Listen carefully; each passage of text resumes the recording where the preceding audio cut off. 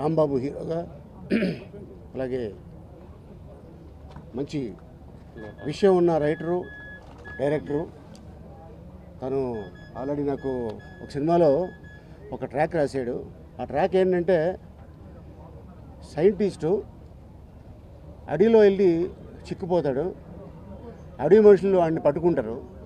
వాళ్ళ దగ్గర నుంచి ఎలా ఇడిపించుకోవాలని చెప్పేసి అనుకునే సమయంలో సెల్ ఫోన్ రింగ్ అవుతుంది. ఆ రింగ్ టోన్ ఏంటంటే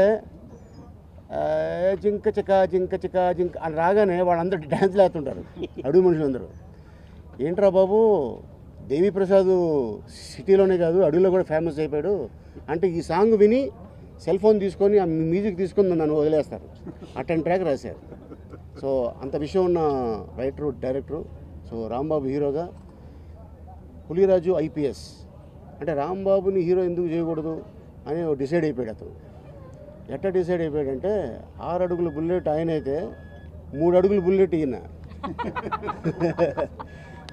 సో రాంబాబు ఎప్పటి నుంచో ఇండస్ట్రీలో స్ట్రగుల్ అయ్యి మంచి ఆర్టిస్ట్ అయ్యి సో ఈ రోజున తనకి అవకాశం వచ్చింది. అది కూడా అన్నపూర్ణ స్టూడియోలో. సో ఎంతోమందిని ఆదరించారు.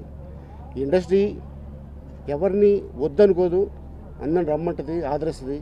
ఏమో ఈ సినిమాలో ఏం కంటెంట్ ఉందో ఎవరికి తెలియదు. సో సినిమా రిలీజ్ అయ్యేదాకా all the best to Rambabu director.